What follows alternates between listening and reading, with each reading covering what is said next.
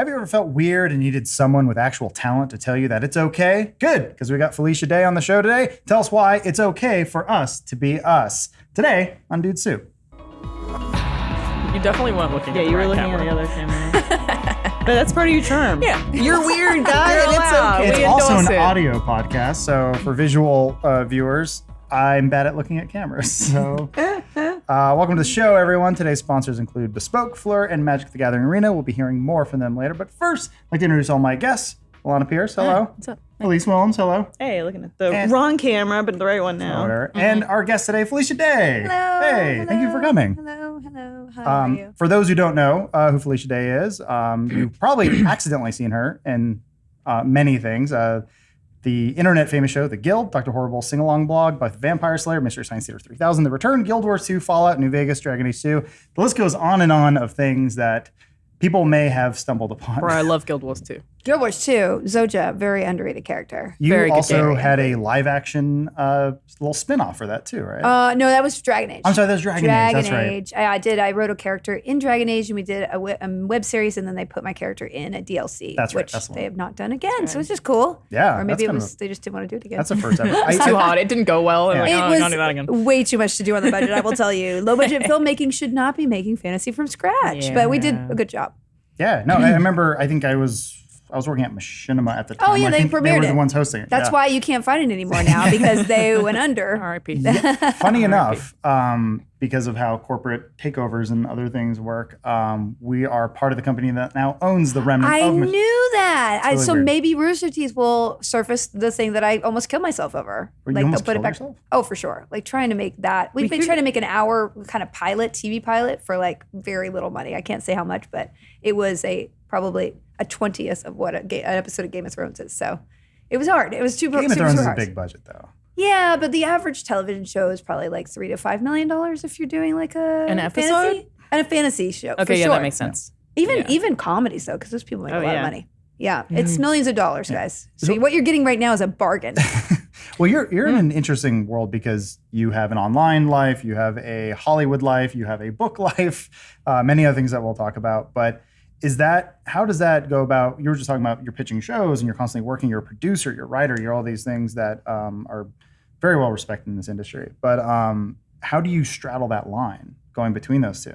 It's not good. It's not like anybody in Hollywood is like really like, wow, you do web stuff. I honor that. No, That's the next generation. it's you get into amazing. Yeah. Yeah. It's I basically take the weird path. I take the odd path, the probably less famous rich path, but that's okay because I'd rather do just whatever is in front of me that's interesting. Mm-hmm. And for me, I really like being closer to my audience than traditional TV and film have you be. So I do a lot of television as an actor. I'm starting to produce more television, but it's always the stuff on the web or the stuff where you just kind of can get face to face with people that I really like the most. Mm-hmm. And you mentioned in your memoir, which I read, I started this Yeah, week. you mistakenly started. Is that your like? Tell us your story. Show the real one. Yeah. No, I guess- Here's the real book I Yes. wrote. It's called "You're Never Embrace Your Weird, Face Your Fears, and Unleash Creativity." Right. And then my other book was a memoir 3 years ago. Which is called "You're Never Weird on the Internet." Almost a memoir. So I saw the key word being weird. So my but brain that's not is even in the. But frankly, my mind can't comprehend how any one human could write 2 books. What? I've been trying to write 1 book. You have to for read like my book. 5 years. This I is have the like book. 5 different. We had a conversation about this books I've yesterday. started. I'm like, how do people finish books? Yeah. There's a whole methodology. You just go. I mean, I'm not trying to sell like here's a packet. We're doing no. I mean, it's just that's why I wrote this book because people read my memoir and they were like, oh, I'm inspired by what you did because I just started making videos in my garage and that's why I'm here today. Is there? Our it's our just- AC just Oh, kicked yeah. in, but It's you'll be thankful for it later. Yeah. Oh, no, it I'm gets fine. real hot in here. I'm fine. And then so people would come up to me and be like, hey, I started creating because of you. And I got help for my anxiety because of you. And I was like, wow, this is actually good for the world. I should probably do this again. And after I had a baby, I had some time off. And I was like, oh, I don't know who I am anymore. So let's just rebuild myself and do some character building and write a book at the same Yeah, time. So how many years between your first memoir and then this one? Well, I started writing this one a year ago, so it took about a Okay. year to complete. So it was like 2 years between. And so this one is an interactive book. So if you read it, It has Hey. exercises in it, and you get to like fill them out and draw and like mess the book up. Hopefully, some And you people like are choose like, your own cool. adventures. no, but just like what kind of person you are. Like circle the ones that you like. Draw a weird, creepy unicorn. Like things like that. Yeah. I saw the question, what actor plays you in there? What actor plays you? Yeah. I always go Anna Kendrick. Oh yeah, I would say that. It's the only person I can think She's of. short though. Damn it. Super short. Gilbert Godfrey. No, But as Iago. you do a good Keira Knightley. Oh yeah. Yeah, but true. that's not the Yeah, other way yeah. around. Emma That doesn't mean Stone. Keira I Knightley see could Emma do it. Stone. Really? Really Oh my gosh, easily. that's I super could see that. flattering. Yeah. Right? Yeah. That's super Anyway, flattering. about my Gary book. So- Busey. Anyway, stop I talking about like yourself. Kathy Griffin. Yeah. No, I mean, No. I was gonna ask, do you feel like there's stuff that you put in your last book that like into writing this one, you're like, I can feel completely different now about Oh, that for like sure. you and I mean, I think we all are artists inside, and the more art we make, the more we can move through who we are. Like we can become somebody new. Like every time you finish something, that's the thing about the book. It's like, there's a whole section on kind of building your hero. It's very video gamesy underneath, so any gamers are going to probably appreciate it. It's kind of like building your character and perfecting your stats and figuring out like your class, which is like what kind of creativity you want to do in the leveling world. up who you are. Exactly. And taking down all the enemies that get in your way, like procrastination or fear of failure or jealousy or whatever those things. And then like basically training how to play, and be That's and then, super endearing. I like that. and then your quests. And the quest is finish things because it's really important. Once you finish something, you know more about yourself than you did before. So your book will help me finish my book. That's what Yeah, you're I telling me. guarantee you that because it is literally subliminally written to myself because I have 15 half-written screenplays. So hard. It is hard. Well, how do you find that inspiration that like to push on? I think a lot of issues we have with is definitely writer's block or finishing something that we start. Confidence, self-confidence. Yeah. Like you start something and then you eat away at yourself like this isn't any good. Yeah, that's exactly what I talk about a lot in here. And yeah, it's really hard. I mean, my best advice is you have to look at those things that spring up as something that you have the power to overcome, right? You just feel empowered. And so for especially things like losing confidence, I think it's because we're smart and we're like 5 steps ahead and we're thinking about how people will receive something versus like being in the moment and just making something fun and having a good time, even if you know you're writing crap. So Talking about that yesterday, how Yeah. the girl who wrote 50 Shades of Grey managed to finish several books and I can't finish Oh one. yeah, just We're like, blindfolded. because she enjoyed the process and she Yeah. probably didn't have an end result in mind. She was just going to write it as fanfic, Yeah. right? She wanted to please like 10 people who she knew would get what she was excited about. It's something I do a lot, which I know is crippling, where I think about like this person, when I finish this person I know whose opinion I respect is going to read this, Stop or it. just general populace is going to read it, and it it chips away at you. You have to be in the moment. You have to be willing to be really, really bad to get to the end. And then once you get there, you can go back and fix everything. I mean, Yeah. literally, That's why people say, what is it, write drunk, edit sober? I feel like that probably would work, but encourages alcoholism. Yeah. So, Stephen King did it with drunk. But yeah, I think that's one of those definitely hurdles people talk about is getting over being your own worst critic and time. I feel Yeah. like that's one thing, especially for you. I imagine you're super busy in your life where everyone, no matter what they do, I think they will say their biggest issue is time. Yeah. we No were matter talking what. before we started the podcast about that. Yeah, we have no time to do anything. I need to play all the video games. I need to watch all the TV. I don't have time for it anymore. Yeah, I mean, part of the journey of writing this book was I had a baby a couple years ago, and like I just did it because I was like, oh, this seems like I should do something like here. Like my uterus isn't working. I'm going to make this work, you guys. And so I got like kind of the stubborn advice is about have it. a kid. Yeah, And it then was- I'll finish a book. Exactly. No, you will probably. I mean, I will. And I really kind of had this identity crisis where I'm like, I am known for like consuming all this stuff, and this is part of my identity, and I feel very, attached to playing 7 hours of video games on the weekend, and yet I can't do this anymore because this child needs to eat and survive and actually flourish. And so, I think I had to reevaluate and cut off areas, and this is part of the book too. It's just like, yes, it's important. You have to know that it's important to create every day in some little way. And what can you get rid of that in your life is not necessary that you're doing because it's in front of you or it's expected of you, or, you're just not maybe organizing your time. So you'd be surprised about the things I've gotten rid of, which many projects. I left my company. I did a lot of things differently, and it was hard to leave those things behind. But when I did them, I realized, the core of those things I was doing wasn't really part of my heart anyway. I was just doing them to do them. So Out of a duty or whatever. exactly, you just kind of we all get on like a path, and we're just like doing something the same way for years, and you just don't think about it, right? I mean, I definitely get a weird guilt if I don't play enough video games in a week. like a weird identity guilt where I'm like, I haven't consumed enough of this thing that everyone's talking about. It's probably from years of being in games media, but it's still like Yeah. a weird thing where I'm like, I haven't played enough Borderlands 3. I'm a fraud. Yeah. I Such think a it's like weird- also like being a woman, where people are like, if you don't play these games, Probably like, because people are always going to grill you on it and be like, Yeah. "You didn't play that." So, like Yeah. that happens too. But it is a weird thing where sometimes I'll find myself playing something I don't even particularly like because I want to be informed on it. Like, it's Yeah. a waste of my time. Yeah, it is a waste of your time. Like hard that's not one to. thing you probably shouldn't do. Like Yeah. I decided a couple years ago. I'm like, I don't like to be hunted in video games. I'm sorry. It doesn't. I'm too high strung. And so I'm the same way. I just don't like it. get so stressed. I don't want it. I don't want it in my Yeah. life. It was a hard enough time to carry that baby. Like the babies would not stick. And I'm like, it could have been like I'm playing too much Fallout or whatever, Fallout 4 or like Halo or whatever. Probably not. I'm not saying that I had a miscarriage because of my baby, but because of playing too many FPS. Because of Okay, Fallout. for the record. But anyway, I'm a high stress individual, and I'm just at a certain point, I'm like, I'm going to release myself from having to play these video games because I feel like I owe it to somebody to show them I do this. I'm sorry. I don't. That's not. There's a reverse of empowerment. That means I'm tailoring my life to please somebody else's perception of how they're going to grade me as a gamer. I'm sorry. Whatever game I play, it makes me a gamer. So That's how I used to feel about games a lot. And I think the older you get, like the older I've gotten to, you just give less shits about, like year after year, you give less shits about what everyone else thinks of you, which is a great and freeing thing. Especially with games, I used to feel like, well, I have to be informed, like you're saying, be informed to play this game because it's legitimate. But in my heart, like I really love story-based games. I really love puzzle games. yeah, that's what And I play. I only play it- Assassin's Creed and like dicey dungeons. I've been obsessed with, and I'm just like, screw it. It's Yeah. our time. We have very few minutes on And this earth. And like that stuff like I started Borderlands 3 the other night, and I'm like, yeah, I do enjoy this, but I'm gonna play it at my speed. At your speed, yeah. Do it and That's not why feel when I pressured. did WoW Classic, I mean, like my show, The Guild, was about WoW players, and I loaded it back up, and then I started playing, and I was just like,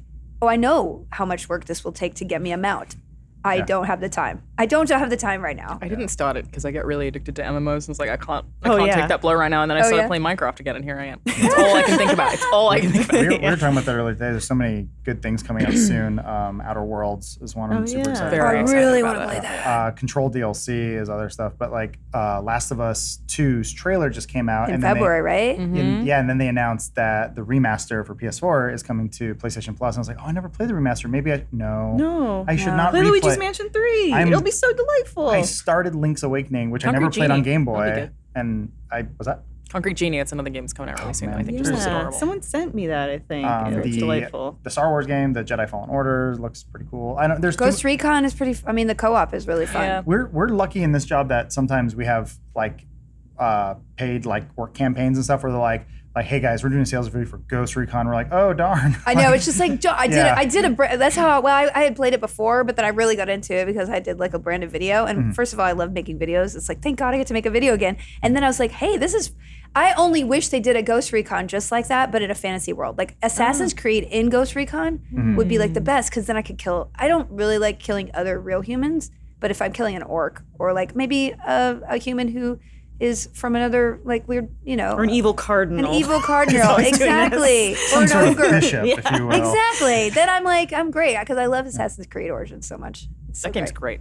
It's so good. Everyone says that. I've been playing the DLC. I got and it's burnt so out good. on Are Syndicate. you Odyssey but- or Origins? I mean, Odyssey. Odyssey. Yeah. What's the girl's name? Cassandra? She's the best. She's literally She's the just best. the best. I don't want to think they're ever both play really another. I know. And then I romance everybody, but they don't have enough. Like the guy romances are real lukewarm. So then it's just you're playing this hot lesbian, and it's just amazing. There was one quest where a guy couldn't satisfy his wife anymore, and he was like, "You want to have sex with her?" And Cassandra's like, "All right." Yes. And it's like, excellent. Let's do it. On that note, I'd like to remind our viewers and listeners that this podcast is brought to you by Bespoke. When you're constantly on the go, grinding away at the office or hanging out with friends, there's not much time to think about upgrading your style or your apartment, your house, any sort of hovel that you choose to live in. So enter the Box of Awesome from Bespoke Post. They'll do the work for you to find quality, unique products to deliver every month. To get started, visit boxofawesome.com and answer just a couple of questions about your interests and the kinds of things you want to upgrade your lifestyle. So whether you're in search of the perfect drink or a well-kept pad, Bespoke Post improves your life one box at a time. That's a hell of a motto. So every month you'll receive details on your upcoming box. And From there, you can change color, sizes, add extras, or even just skip that whole thing if you're just not feeling it. So Bespoke Post offers essential goods and guidance for the modern person. So if you want to receive 20% off your subscription, go to boxofawesome.com and enter DUDE at checkout. That's boxofawesome.com, code DUDE for 20% off your first box. Bespoke Posts, themed boxes for guys who give a damn. I give a damn.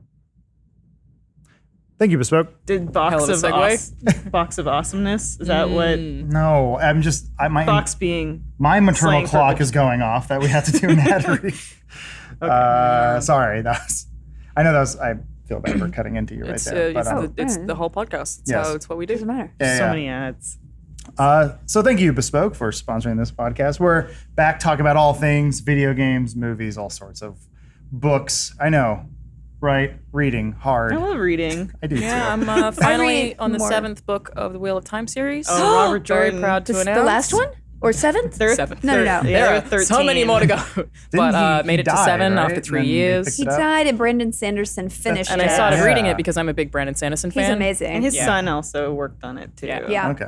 Book 7. Kind of a Dune Huge step for me. thing going on there. I used to reread every Robert Jordan book before the next one came out. Like I Nope. was obsessive. I was obsessive because I was reading them. Like I think I got like the first 3 or 4, and then starting at age 14, I would just like every time a new one come out, I'd just read all of them. And then at a 4, certain 5, point, and 6. so There's so much nothing in the middle. I And I'm know. finally out of the Yeah. hump everyone says is bad, and 7 has been pretty good so yeah, far. 7's really good. The start and the end of every Is single that book Heavens is like... is 6, right? Fire of Heavens. I don't Yes.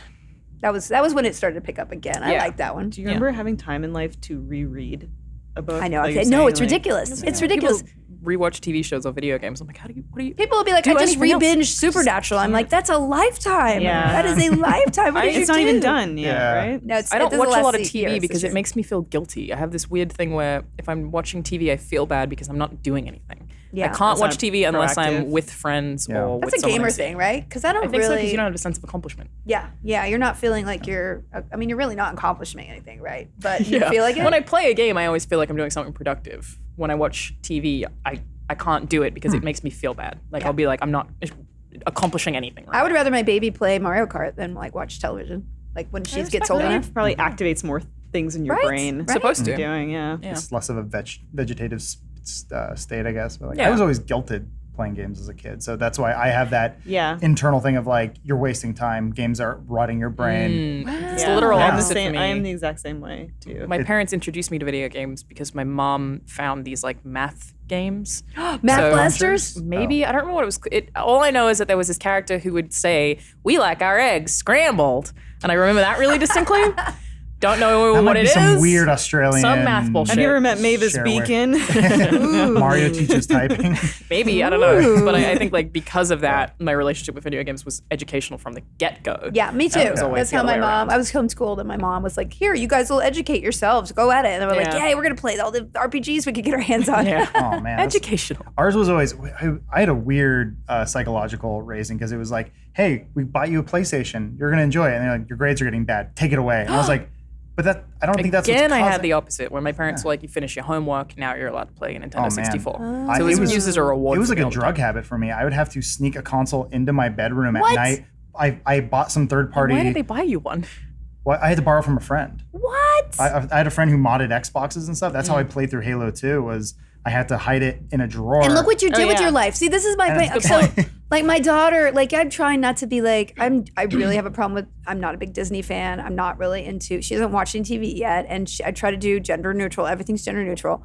But then I deprived her of pink for so long. When she turned 2, she's like, my favorite color is pink. Oh. I'm like, I got to game the Started- system. So I give her just enough pink so it's not exotic, because then she's going to grow up into like some pink princess. You know what I'm saying? And I'm like, okay, I'll love you then anyway. But I have to game the system, because the minute you take everything away, like my friends who never had sugar as a kid, they're like just literally live on Reese's cups and stuff like that. That's like me as an adult, because McDonald's and stuff like fast food was such a treat for me when I was a kid. Yeah. That as an adult, I'm like, I can get You're programmed to McDonald's think it's a whenever treat. I want. And video games, like, yeah, we had to always borrow and hide everything, and it was like, Yeah, but now Contraband. it's it's this weird sort of gypsy curse where it's like we are now sorry, like thinner, where it's like, video game. yeah, I will give you what you want. It's like, work in a job that is surrounded by video games, but you never have time to play them. No. And it's just like, And sometimes you're so job. tired of looking at a video game, you just want to go home and look at a penis. That a lot, yeah. honestly, I want I want nothing more to play stuff, but then also games today are they're in this sort of like games as a service cycle now. So I went home yesterday, I had a couple hours, I played Overwatch. Why am I playing Overwatch? Yeah. Just because they have loot boxes and I want to get skins for my giant gorilla man, but it's just like, I played Abzu last night. Oh, that game's You beautiful. played Abzu? No. It seems like an Elise game. It's, What is it? That always sounds so Am I derogatory. wrong? Really? Yeah. What is it? I don't know you, but It gets thrown Abzu- around this office a lot. It was a PlayStation 4 exclusive originally. It's now on Xbox Game Pass, but it's basically like just this beautiful, peaceful underwater adventure where you find these that's great. statues that you sit on and you meditate, and you can Sounds like jump amazing. on the side of a fish, and like it's just exploring this underwater. It's scored by Austin Wintory, so Yeah, it's he did, beautiful. Oh, wow. Oh, what did he do? something He do. He did Child of the Light, right? saga- I liked- He did Journey. I did a couple of things with him. Journey. I did like Banner some, oh, you know, I did Saga? I a think you Mars might have done Rover Banner Saga. thing. I did like a spoken word symphony that he did. He's so talented. Yeah, Oh, yeah, he's His great. stuff's great. Yeah. I'm playing Jenny LeClue, Detective Ooh, which I've been waiting for a long time. I have wanted to play. Is it worth it? I really like it, but I also, again, like very like slow-paced puzzles. It's not an just- insult. It kind of reminds me a little bit of Night in the Woods, a little Okay. bit at Oh, first, yeah, yeah. but it's like it's just so beautiful looking, and it's like just very warm-hearted in its humor and its writing, and I enjoy it. it's one of the things actually I adore about Elise and Alana and Lawrence and everyone who works at our little company here, because everyone brings something different. So you brought in, we would have never played that H.P. Lovecraft game, Sinking City. Yeah, we would have. I don't think so. I think because you love those Sherlock games, you brought that in and we had a good time playing it. And then Alana has this weird obsession with Deadly Premonition. I don't know if you ever played that game. No. Best game ever made. It's not, but that's Wow, ouch. I mean, I don't do anything scary. It's a fun time, especially when It's you're playing not with other scary. people. Is it not scary? it's a What's- Japanese interpretation of Twin Peaks. Oh, I've heard of this. It's Yeah. supposed to be incredible. It is. Yes, it All is right. incredible. I have it in my queue. I think I incredible. downloaded it. I just have not. I think it's good bad. I enjoy the camp of it. I think it's I silly. mean, no, it's bad. Like it's janky and it's made poorly in a lot of ways, but it is. It's a good game. I feel like it's the original Until Dawn, and then if you play it with people and you get really invested in this murder and like who's done it, and there's all these weird fucking characters that you can't understand, it's so easy to get really engrossed in. But if you only pay attention to how bad the combat is, then Oh no, the combat's nothing. I mean, It's terrible. we're also playing the director's cut where they make it super easy and you just Yeah. kind walk through. Yeah, because obviously they wanted to be more of a narrative, story-driven show. But I love that there's this character who plays York, who's supposed to be a Kyle MacLachlan type character, who's constantly talking to a voice in his head named Zach, and Yeah. we're trying to figure out who Zach is. you'll find out. You'll find out. Keep playing the game, Adam. I do want to keep playing to you need to find get out. in there, but there's not enough time. No. I mean, whatever hooks you. Like to me, it's just. I mean, I haven't played the Goose Game, but I feel like I would play that I to really the do hell. want to play that. Yeah. It's kind of a fun stealth fun. puzzle game. Yeah. Yeah. It's You fairly got frustrated, short. but I did because that gardener. Gardener, was it creepy? I was playing No, as no, the no. goose, and I was trying to collect all my items for the picnic at hand, and then the gardener caught on to me, so then he broke down my entire picnic. So like it's this kind of thing where it's an exercise in futility. Oh, no, so, no. I don't like that. One, mistake can then crumble your entire goose empire, and That's a really ruthless kind of situation. Ruthless. Kind of Anne Randy. but yeah, it's delightful. It is fun though. yeah. I saw on your channel you're playing Divinity Original Sin 2. I was for a That while. was I the- mean, that was the last thing. Also that no fantastic. no. Deep Oh, dived into, or for my on my YouTube channel. was Did you on see it on your my YouTube YouTube? Yeah, I haven't been updated. No, I stream weekly on Twitch on Oh, okay. Saturday nights because I'm that cool. So Saturday nights I'm playing Assassin's Creed Odyssey. I've been doing the Elysium. I don't know the one of the DLCs, and then I played Dicey Dungeon last week, which I love puzzle games and I love kind of like board game. What is video Dicey games Dungeon? I hybrid. haven't heard of that before. It's like a strategy board game, video game hybrid where you play dice, but then it's like your verses, and it's very like you have to know math to be able to do it. I have a math degree, and I'm like, I haven't used these skills at all. But like all the different dice have but it's just such good strategy. It's very deep, complicated strategy, and it looks like a fun little puzzle game, but it actually has some depth and challenge to it. And it's a roguelike, so you get as far as you can, and then you die. But then they have all these different classes that have different abilities. So every single little dice has a different way of fighting. and a different kind of, it's kind of hard to describe, but it's so good. It's the guy who did VVVVV. Oh, yeah. Yeah. Oh, wow, you actually said all the V's. Is that all of them? I just kind of say a bunch of I these. feel like you either say too few or too many. Yeah. VVVVVVV. It's like, I It's five, right? I remember we I think had it's that, 5. We had that game at an award show one time, and we just So went, good. We just went like Just sit on a washing machine. I will. Speaking of board games, actually, are there any board games you'd actually recommend? Because we have a board game show that we play, and I know Geek and Sundry was you pioneered a lot of that stuff. Which That was my company, yeah. Yeah. Which holy crap, Critical Role. I know. Can you believe it? I can believe it because people were telling me nobody's going to want to watch people play D&D live. And I'm like, that's what they told me about tabletop. That's what we told me about the guild. Like everything that is. Remember when they told Walt Disney that nobody would watch cartoons? Oh, yeah. Yeah. I mean, a not long that way. I'm comparing myself to Walt Disney. You're at all, basically Walt but Disney. I basically, yeah, We'll sure. splice No. the audio together. No one's gonna buy those Star Wars toys. Yeah, no. I mean, that's how we got all the merchandising rights. They gave them up, because nobody's going to care about the merchandising for Star Wars, and then billions of dollars later. No, I mean, I gave them a platform, and because I knew my friend Ashley played with D&D people, and I was like, oh, they'll be great. Let's just put them on because I couldn't be on the show myself, and like, but it was years they got built up, and then. We tried to get the TV show made, and thank God they did the Kickstarter because now they could just do their own TV show. It is just crazy how much that has blown up. I guess we've all, I guess, mostly been in this sort of industry and just seeing the evolution of it. It's really weird to see that people are doing deep dives on YouTubers from like 10 years ago that are still sort of around. Like, here's the history of this. I'm like, Yeah. the history. Hey, there's a history. People, I mean, so many fans will be like, I've grown up on your content. I'm like, "Bleh." But then I do that too. I'm like, oh God, I swear so much. if you're like 12 years old and I've been making stuff for 12 years almost, like that's a whole lifetime. Yeah. It's really weird. Though sometimes someone will come up to us and they'll be like, I've been watching you since high school. And I'm like, I don't know how old you are. I have no frame of reference. You I might could be have been 17. Yeah. You might be 46. Is that a I'm day unsure. ago? I don't know. But I think people also, the concept of time has changed. Like, I think people think that, they watch you for a year and it feels like 3. And that's it true. isn't, too. when we make because- daily content, it's Yeah. Daily content, people that's a seeing lot. us every day. Absolutely. It's pretty because wild. people will tell us like, oh, I've watched you for 5 years. And we're like, Funhaus has not. I mean, you guys did Inside Gaming, but I'm like, I've only worked here for 4. Yeah. But you were still doing mandatory update and game trailers for no years. one watched that. I mean, people have a different relationship with people who are, I think, on the internet. It's a more like, hey, what's up? Versus like, oh my God, it's you. Oh, It's yeah. like, hey, you look good. You look a little tired today. Yeah.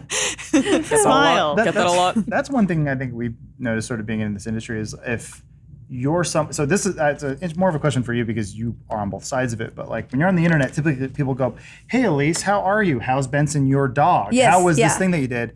But then if you play a character on television, it's usually hey Xena, when it's like, no, I'm Lucy Lawless, but it's like, no, like when are you and Atelicus still going to get back together? This is a dated reference. I'm so sorry. I'm trying to It's think of really the last- deep, man. That is a deep I'm one. trying to think where someone is approached as their character, and then they're just Yeah. like, I'm a person. I think actors get that a lot Yeah. where people think that they are their character and then they're shocked when they're not. Yeah, I mean, I think I've you had. probably get both of it, right? Yeah, and I, all the roles that I've had in my career have been kind of built out of defining myself on the internet. So, I was very much a female in the geeky space, and that was very pioneering at the time. It was a little more exotic. And a lot of showrunners who were geeks were like, oh, that's cool. Let's use that on TV. And so the roles that I played on like all these TV shows, including Supernatural and Eureka and all these other shows it's very close, like 3 steps away from who I am. So it kind of still has that feel that I'm still myself, but just as an actor. So people aren't like mistaking me. I think if you met an actor, you never knew about them, and then you only know them as like, Charlie on Supernatural. People can get that a little bit more blurred. But since people knew me as a personality before I became they did these roles, it's a little more like, hey, great job in there. So how does Jensen smell? Like. You think that's a benefit to you? No, not as far as like working more in the industry. No, because people I bring a lot of reputation with me because people know me as Felicia Day. It'd be hard to not typecast you as Felicia Day. Yeah, it's hard. It is very tough to convince somebody. And then also on the flip side of that, my opportunities in my career has been more hosting, but I really am an uncomfortable host. Like I do not have it together. I don't read a teleprompter well. I admire anybody who hosts because it is you have to have kind of nerves of steel to get through those like, oh my gosh, my earpiece is messing up. All that live stuff is just very not good for my constitution. So I shunned that a lot, thinking that if I just said no to that, I would get more acting roles when basically if I get an acting role, it's very similar to who I am, which is fine. But yeah, it is as an artist, like if you're just, that's why I think a lot of serious actors aren't on social media, because they really don't want that illusion. They want to be able to be anybody. And then if people really get to know you as a person, they kind of have a fixed idea of you, and it's harder to stretch. So, and I bet when you like go to conventions and stuff, it's like people know you as Felicia Day, not like, or as an actor, they're like, oh, this is this character from this exactly, show. because they're only going for that one show usually, and I have 15 show. You know, all my the pictures that I've done. It's like Dr. Horrible, like a set of things, and then also the things I've produced and the books that I write and things like that. So, I feel like I've gotten the career that I wanted because of sometimes intellectually you're like, I should be here, but then obviously my actions have led me to here. So maybe that I shouldn't just fight it and I should just embrace who I am. And that's kind of back my book. I know Jack Nicholson said he doesn't do talk shows and stuff because he wanted people to be absolutely convinced he is whoever he's playing. Yeah, that's interesting. That exact same line. Kristen Wiig is like, she doesn't have social media and like, you know. Yeah, so I think it's definitely a choice. It's just I kind of like being I like being on the internet. I like being a click away. I like doing a random live stream. I like talking about whatever I want to talk about. So, hey, as long as I could do it. I think it's different when you come up in that world and then you're introduced to like sort of the Hollywood lifestyle. We just did a whole podcast last week about comics having to deal with online people coming after them for their sets. And they're like, whoa, I'm not used to this. Like, because you're used to going to clubs and dealing with hecklers or a critic or something like that, but now or even doing it for like 20 years and now you've moved into the internet age. It was you didn't ask for it necessarily. It was really surprising when like Conan started a Twitter account. I was like, oh, I wonder how this is gonna go, but it's just jokes. His are pretty. OJ Simpson's got a Twitter account. Oh my gosh. So there's that too. Well, that's serving. But also comics are more personality based anyway. I mean, there's kind of like a version of stand-up comedy of what we do. Like we are personality. We're kind of ourselves. It's just they're in a more formatted, like joke-based thing. But even if you look at Hannah Gadsby or whatever, her special, it's not really... It's not stand-up, it's really. Storytelling not slash... conventionally. Yeah, which I love. I want to actually do more of that. I want to like develop something like that for myself because I'm like, well, that kind of is the hybrid... I've taken stand-up. The pure joke world doesn't work for me, but I like that idea that you can kind of combine narrative and jokes and just be on stage and just be this person because like there's a freedom in that. You're just being yourself, right? Yeah, there's a lot of stand-up more recently that's like a TED Talk with jokes in it. Yeah. When I was watching Nanette, like Hannah Gadsby special, I was like, I'm not like laughing out loud at this or feeling like these are like awesome jokes, but I'm really enjoying this. Be entertained. It's relatable. Yeah. It's heartfelt. Like I'm thinking differently about the world. It's like a one-woman show slash kind of stand-up, which I think is really cool. I'm trying to think of like, if you started on the internet and then went to TV and you left the internet, I feel like people would be really mad. They'd be like, oh, you left your fans. This is what made you, and now you're... I'm trying to think if there's anyone who has done that. Used us. I mean, Lily... I saw Ninja, who was on that Masked Singer show. He did, but he's still very accessible on the internet. I say Lonely Island, maybe? I mean, Broad City, but they really didn't start as internet personalities. They just did Childish Gambino? I was going to say Donald Glover because he did Derek Comedy. And then now he's not on social media really at all. And the other two guys from Derek Comedy, they still do improv at UCB all the time, like together and with a different group. I mean, I miss, not having, I left my company a couple of years ago and like not just having my show co-opted to where I played games with my brother, just not having that. I do miss that sort of connection with people. I even if it was like 100 or 200,000 people a week that would see me play with my brother, like that's something I don't have anymore. And just making videos is super fun because, I've developed a lot of television that nobody will see and sold a lot of ideas that nobody will ever look at. And I'm just like, wow, is this better? I don't know, just because YouTube sucks kind of right now doesn't mean that Hollywood doesn't suck just as bad. It's just really, what can I make and actually get to my audience? And it's kind of like this narrowing field right now.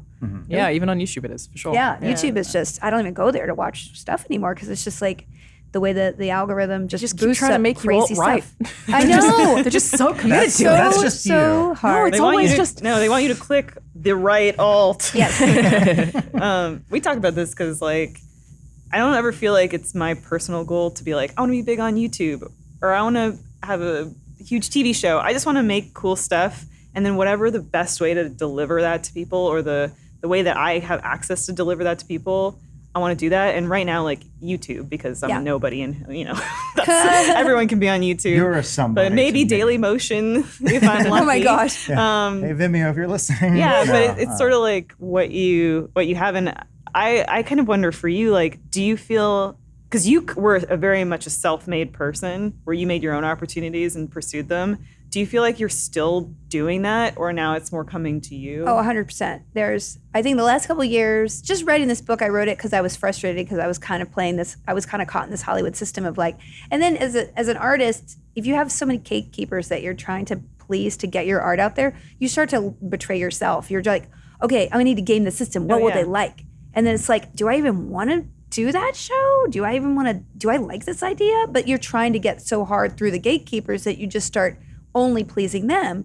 And to me, I had to take a step back and be like, you know what? This is not what I want to do with my life. Like, honestly, even if they did greenlight all these ideas, like, I don't even like them.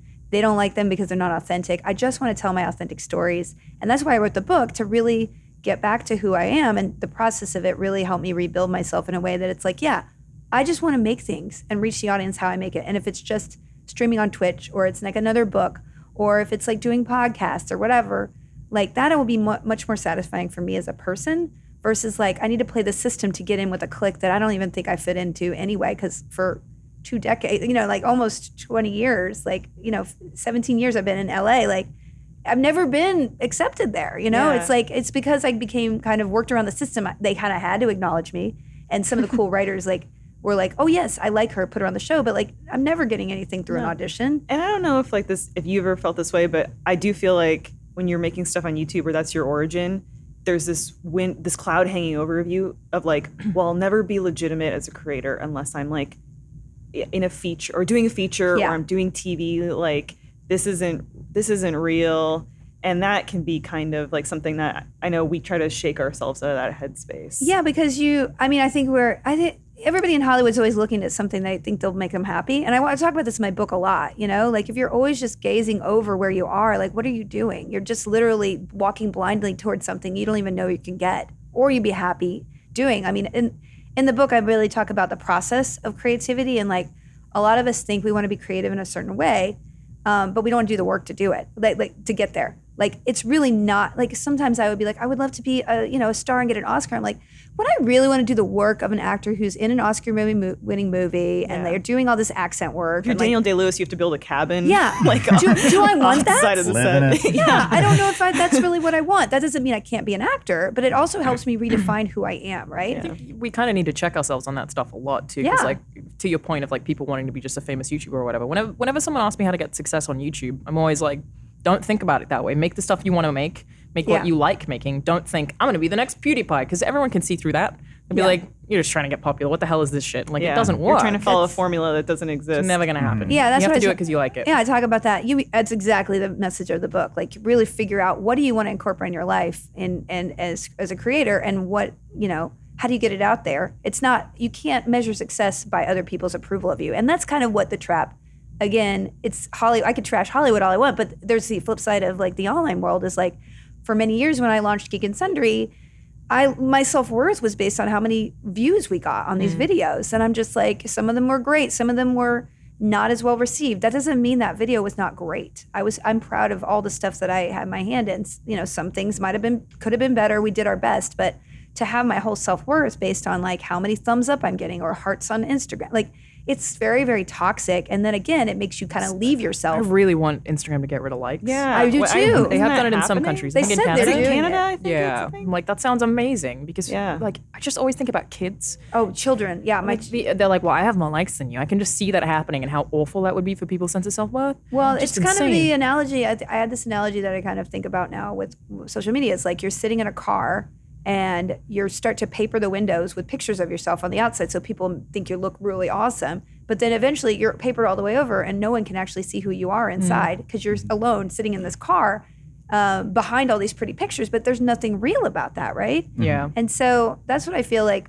It's great to have an audience, but you can't let it rule you, and you can't let it rule your sense of self-worth, and you can't let it make you create the thing that you think they'll like, because that'll betray who you are in the first I place. straight up refuse. Like, Yeah, I'm like, good for I could get you. a lot more engagement on Instagram if I did this, but I refuse. I know. I'm not doing need it. to? Does it be like a top? Not doing it. Hey, I'm in a tank top. Buy my puppy. Here's a puppy in a tank top and a taco. Hey, My username is Elise Tank Top at Instagram. No, but to take your analogy a step further, you paper the windows. You can't see the road in front can't- of you. exactly. Adam. Yeah, Adam. I'm not writing a book.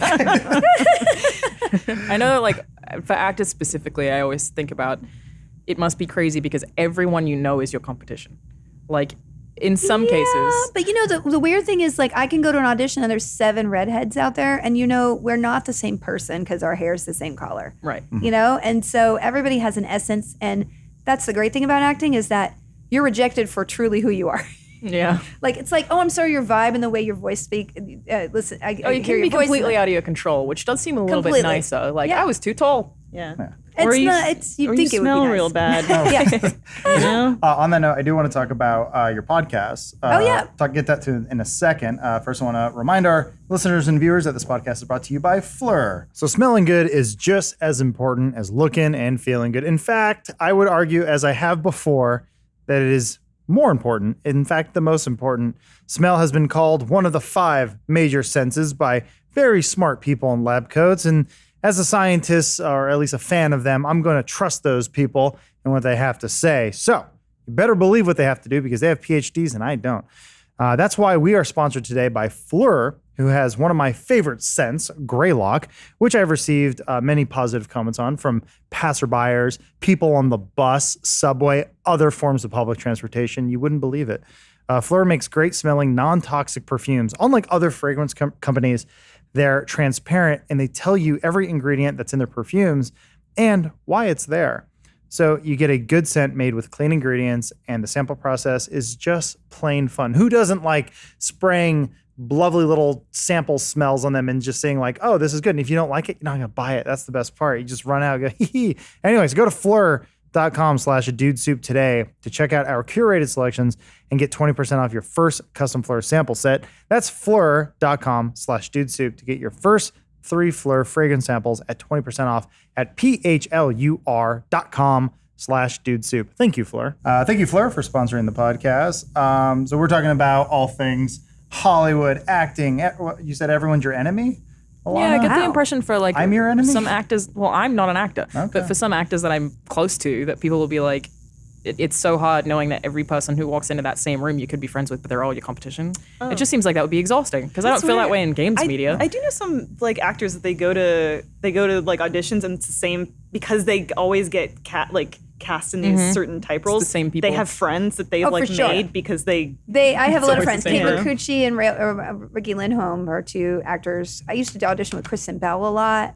I mean, there's a whole litany of Sarah Rue. I have a whole category of slightly quirky women who I auditioned for with since I came to town. And it's like, you become friends with them. But the beauty of the internet is you can find those people and make something together like you did with your podcast, Voyage to the Stars. Yes, it's true. So nice you call it a segue. I also hate hosting. I'm terrible No, you aren't. because you're constantly dying. It's like, I need to figure out how to connect these dots. That's why I don't moderate things. I'm like, I'm not interested. Yeah, you're just sinking to the seat because you hate confrontation. Yeah. Been there. But you're doing an improv podcast. Yeah. There's a narrative to it, right? So it's called Voyage to the Stars, and it's an improv sci-fi podcast. So basically, what we do is we get my friend Ryan Koppel created it. He actually ran my company Geek and Sundry for many years. So we've been old friends. I picked him up off the internet because I liked the web series he made back in 2008 or whatever.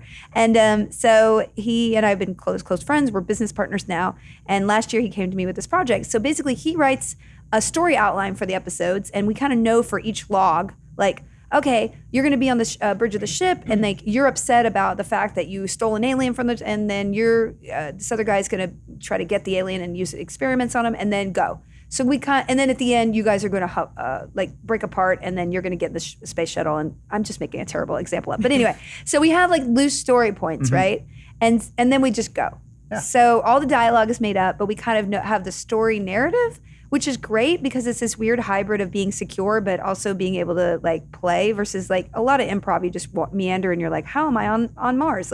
You don't know how you get places, but the fact we know where we need to get, we could just make up stuff along the way. Yeah. Is very, very fun. And when I listen to the episodes back, which I was actually doing in the car today, I literally don't remember the words I say. They just come out of your mouth. Are the and you're episodes just related? Are you the same characters each time? Yeah, I'm the same character. So it's me and Colton Dunn from Superstore. And Janet Varney. Yeah, I know. Colton has done. Rooster Teeth's own laser teams. He did, yeah. And done Janet stuff with Varney him. from Legend of Korra and my friend. I did her escape room show. She's on time. amazing. And I had been a big fan of hers from. The escape that we did on Geek and Sundry? You were in that. That's how I recognized you. I did And Amy Dallin, Yes! who like I I'm love sure you Amy know, she Dallin. is like my old roommate. Like What?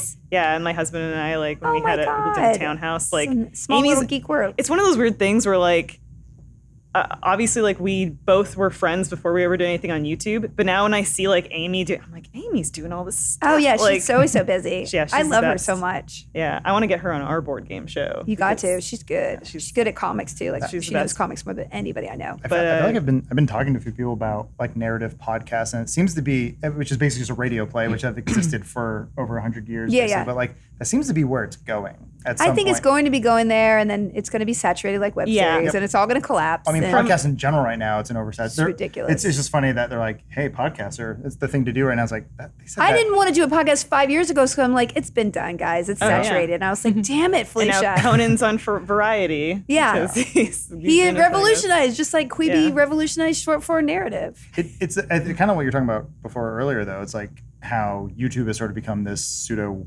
wasteland sort of thing. But it ultimately, Creatively, I think it's a wasteland, right? I mean, I would love to be proven wrong. I would love to see people. I think it's.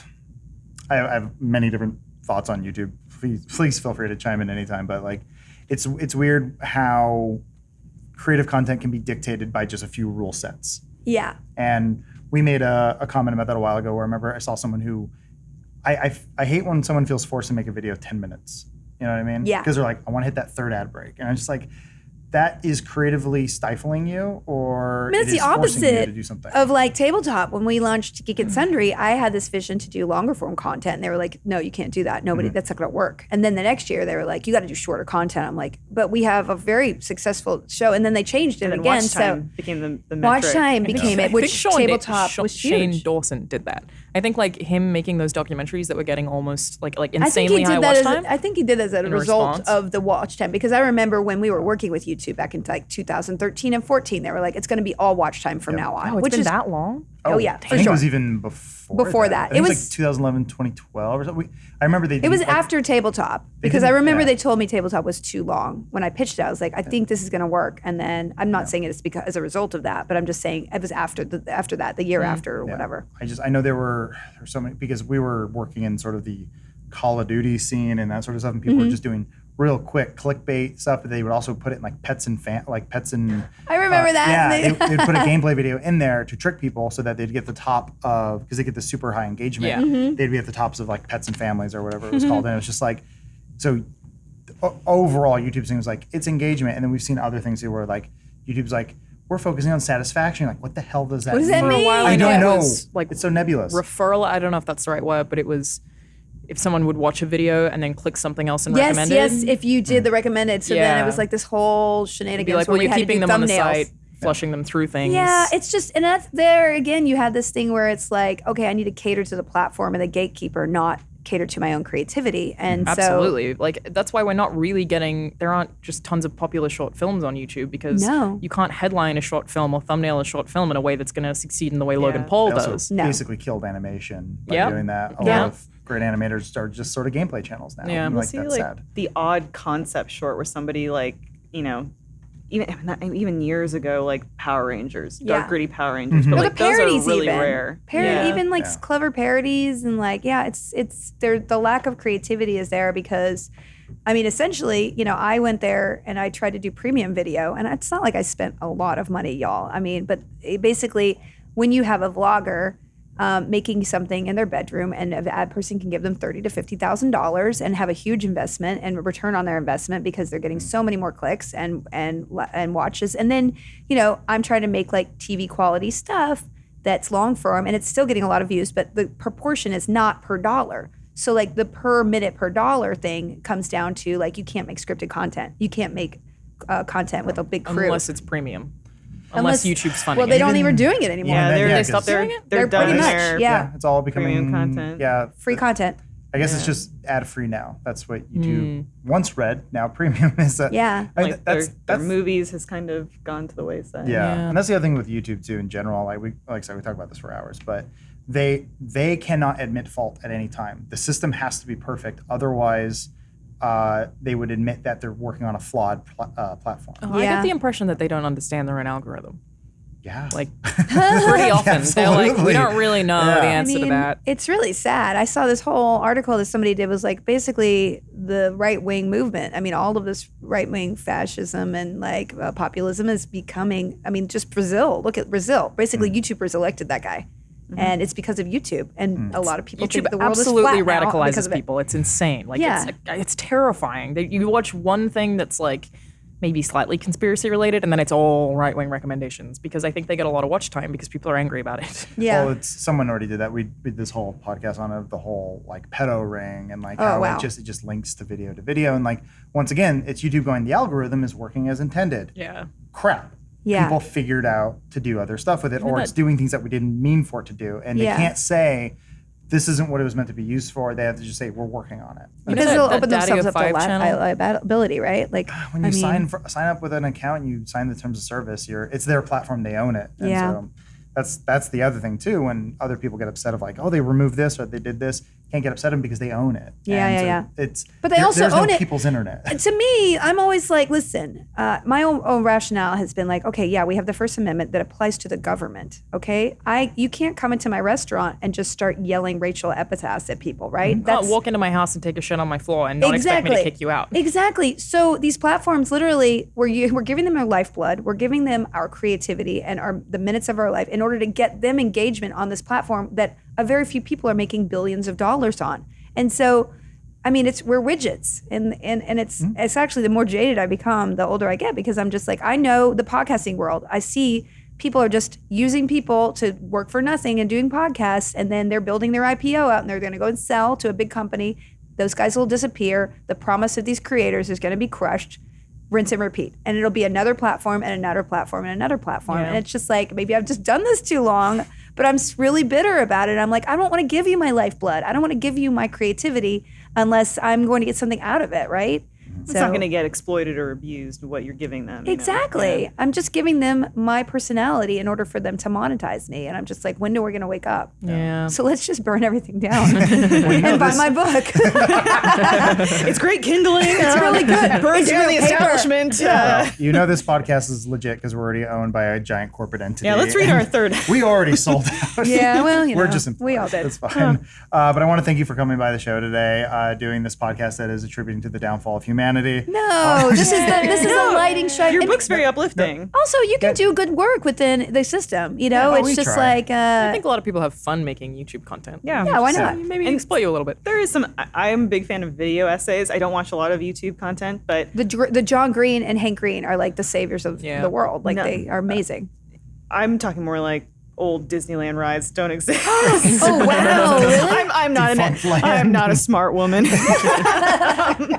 But you know, yeah. But wait, yes. tell me about these video essays. that Oh you no, like. Defunct Land is a Yeah. great. Abandoned is It's another they do. one. They did. Yeah. They did the recent Jim Henson series of like they did the 6-part series about Jim Henson's career. Oh, I haven't seen it. They do a Disneyland China ride that will have been active until 2006, Yeah, and they like do the Civil history. America Warland Yeah. and Oh, that's weird fun. stuff that you're like, I mean, I like Vox too, but you Yeah. know. Yeah. I don't know. Yes, the internet has everything, and therefore it can be good and it can be Yeah. terrible. Oh yeah, no. There's one channel I'm obsessed with where she just goes around and like analyzes people who are like rebuilding 15th century like abandoned Italian villas by hand Oh. with like they're just living in ruins, and yet they're building this cool thing. Like I'm obsessed with this James channel. would love that. Yeah. He would. Well, there's like the primitive technology channel. Yeah. That Oh, would yeah, not- yeah, That yeah. would never exist on No. television. Yeah. So okay, YouTube doesn't suck quite as much as we Yeah. just ranted about. It is easy to get caught up in the negativity, but to avoid that negativity, I think that you should be able to check out your book. Where can we find this all new literature? You can get it at FeliciaDayBook.com. You can go and pre-order it. I mean, it's out October 1st, so this might be after that Yeah. or not. Yeah, it's already out. Okay, great. It's already out. I'm on Oh, book yeah, tour that's right right. now. I am now, I'm in the future, and I'm on book tour. Go to Felicia Day Book and see me. Thank you for flying. Anyway, thanks. I don't know why I'm like she's flying through the air. Time travel. Yeah. Well, cool. Be sure to check that out. Once again, that's Embrace Your Weird, Face Your Fears, and Unleash Creativity. Thank you so much for stopping by. Thanks for having me. And of course, and before we go, we have one last fun little sponsored video that Elise made for us for Magic the Gathering Arena. It's Magic the Gathering employed us to put on a radio play Yep. based on their new cards. Yep. But you'll learn more when you watch it now. watching it now. Adam has a part in it. Ooh. As the only Magic the Gathering player in the office, I'm very curious about what you Play did. Jace? It doesn't have a lot to do with Excellent. playing the game, but Roll the video. Thank you, guys.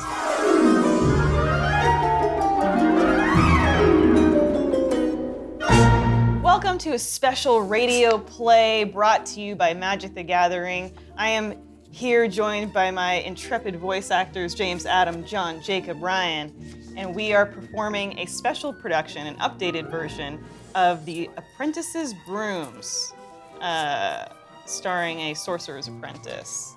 And thank you all for being here. Thank you for having us. It's a good It's time. not time yet. So I take you now to a grand tower room, a workshop, where the great sorcerer Artemis closed his suitcase, dusted off his robes, and checked his timepiece. A few moments now and the magical portal will open. Bora Bora, here I come. Artemis was taking his first real vacation in half a millennia. 2 years spent battling an evil swamp troll in Norway doesn't count. Now to pack some light beach reading and I'll be on my way. As he stepped forward to retrieve a 1,000-page tome detailing the uses of horny speckled toads in metallurgy, Volume 1, Artemis's foot slipped on a discarded glass vial, sending him crashing into his workbench and said workbench's contents flying. Yo! It was there, splayed on the ground, his floral-printed beach robes covered in frog semen, that Artemis was confronted with the state of his workshop. Papers and scrolls littered the place. Equipment was disorganized and unkept. Turned-over casks seeped potions on the floor. Random magical trinkets were all over the place. It was An absolute pigsty. Where in Merlin's mother's minge is that useless boy, Kevin? Kevin. Rageful, Artemis searched the tower to eventually find his apprentice, Kevin, dozing on a chaise. Artemis gave Kevin a good swat with his staff, jolting him awake. Yes, master? What is it, master? Wake up, you insufferable bum. I'm going on vacation, and upon my return, I expect this tower to be polished and sorted, floor to ceiling. Do you understand? Dude, master, can't you see that I'm busy? Kevin was not busy at all. It was obvious that he'd fallen asleep while playing games and stuffing his face with dwarf Ritos in Misty Mountain Duel. Why don't you just cast a spell or do some magic stuff, you know? Make the place clean itself? I could, but I won't. You're my sister's boy, Kevin, thus I pitied you. But no longer! You are lazy and a terrible apprentice. Now clean my chambers by hand, or I will dropkick you back to New... Fuck. Now clean my chambers by hand, or I will dropkick you back to Greenland myself. Very lazy looking. Kevin paused to think. A rare occurrence. The situation was dire. They didn't have dwarf Ritos in Greenland. Okay, whatever. Artemis gave one last scowl, flicked his wand, then disappeared in a puff of smoke. Do you want me to disappear? No, you can stay here. Nice.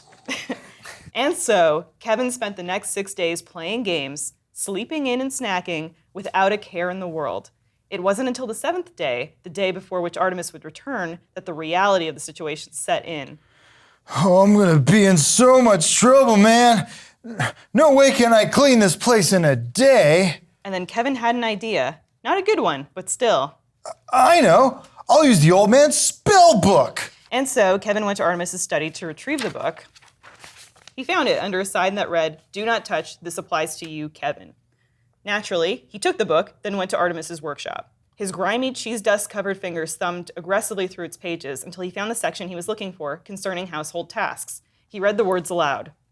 For dwellings loath and foul, the grimiest of rooms, I summon bristled allies, awaken mops and brooms. A strong force knocked Kevin off his feet, and there was a momentary flash of an exquisitely bright light.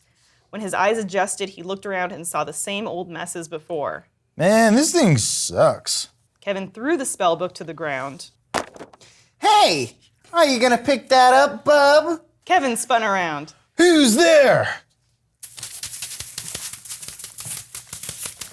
From the shadows emerged 3 figures. At first, Kevin thought they were very short and skinny men, but he was shocked to see what they really were. 3 brooms! Their bristles twisting and sashaying with each step. Carved into their handles were crude eyes and mouths. What do you mean, who's there? It's us, so don't you remember? Calling for your bristled allies, Master Artemis. We're here in the flesh. Or should I say, straw?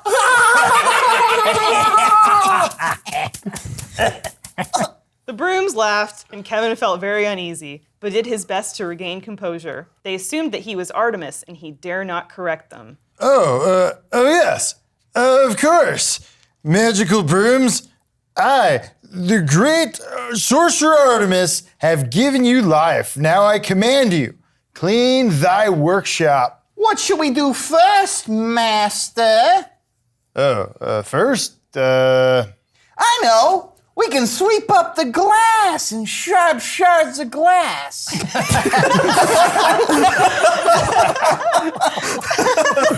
Oh, I know. We can sweep up the dust and sharp shards of glass. yeah, indeed. Very good. Go ahead. And then we can soak our tender bristles in soapy water and mop up the spills. Sounds good. Carry on. And then we can sort the books and pages to our master's liking. Yes, that would please me greatly. And then we can throw your lazy ass from the highest tower. Well, wait, what? What did you say? I said, Kevin, that we will throw your lazy, good-for-nothing, broke ass from the top of the tallest tower, making sure you hit every spike along the way. You absolute waste of space. What? Just because we can talk now doesn't mean we didn't have feelings before. Back when you'd abuse and exploit us. We have dreams, hopes, loves. I've always dreamt that someday I'd be repurposed as a wagon wheel so that I might see the world. I want to go to Florida. Oh, Florida. I know. Oh, Florida. nice. I know. But instead, you work us to the bark. You shove our faces in dirt. You use us to sweep up your cheesy food residue. I'm allergic. And swat at ceilings to clean cobwebs. I'm afraid of heights. I'd say it's time for a clean sweep. Oh, sorry. Who didn't? The brooms laughed maniacally.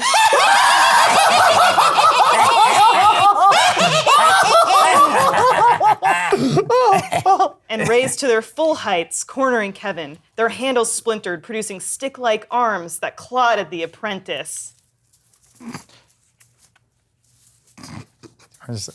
Stay back! I mean it! Kevin fell backwards onto the floor as the brooms narrowed in. He reached for the first item he could grab, Artemis's spellbook, and he hurled it at the brooms. Oh! Reflexively, the toughest, most jacked broom caught it. That's John, I guess. Here. Oh, yeah. Take 2. Ready? Reflexively, the toughest, most jacked broom caught it with one wooden fist. He looked at the book, then back to Kevin. Forget the tower, Kevin. I have better plans for you.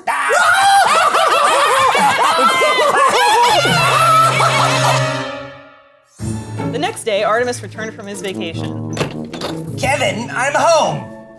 Wowee, zowie, would you just look at this place? Artemis's workshop was immaculately clean. In fact, it sparkled. Perhaps I was wrong about you, Kevin. Kevin? Artemis did a lap searching for his absent apprentice. Alas, there was no sign until Artemis stumbled upon a package wrapped in a bow with a note on top. A gift for poor old Artemis. Can you do it more like, a gift for old Artemis? Okay, yeah. A gift for old Artemis? He read the note. Dearest Master, upon reflection, I've realized that I haven't lived up to my position as your apprentice. In fact, I've been quite shit at it. A real butt-face. A total idiot, actually, and ugly, too. No friends, lame-o, etc., etc. I leave you now in hopes of bettering myself, even though I just stink in general and probably always will. Please find enclosed a gift that I hope will serve you better than I ever did, 'cause I'm the worst. P.S. I threw out those 3 old cool brooms of yours. I promise you won't miss them. Artemis opened the package, and to his delight, inside was a brand new top-of-the-line magic broom. A tag attached to the handle read, "Magic broom. Will work day and night, always cleaning." Oh, this sounds exactly like what I need. Artemis flipped a switch on the broom, and instantly it floated in the air and started to sweep. Sweeping, can we get a sweeping sound effect? Just one. Thank you. It's magic, Adam. And it continued to sweep, and sweep, and sweep, showing no signs of stopping. I love it! Though I never thought I'd say it, you've outdone yourself, Kevin. Perhaps I will miss you. One day. Artemis turned his attentions to his workbench and set to work on his next magical creation. Meanwhile, the broom continued to sweep into the night, and the next day, and the day after that, the week that would follow, and for months to come. Soon years passed, and the broom did not yield. It swept, and Artemis became so accustomed to the broom, he forgot that it existed.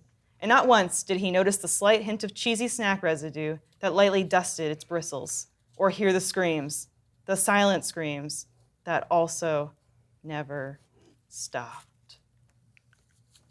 Oh my goodness. I am a broom, but I cannot scream.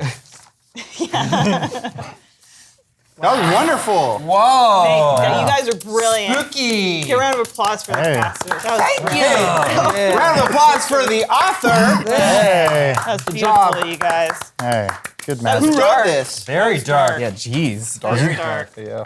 I wrote it if it's good, if people like it. So yeah, a huge thank you to Magic the Gathering for making this little theater, an interlude to the theater Did you possible. ever think your radio plays would make it this far? I did not think they would be profitable, no. Hey, Elise, this is a great radio play. Where'd you find the inspiration for something like this? Well, James, it was based on Throne of Eldraine, the brand new Magic the Gathering card set that mashes together Camelot and Grimm's Fairy Tales. You can play with new cards like these today on Magic Arena. Download free on PC today at mtgarena.com. I was good for the brooms. That was great.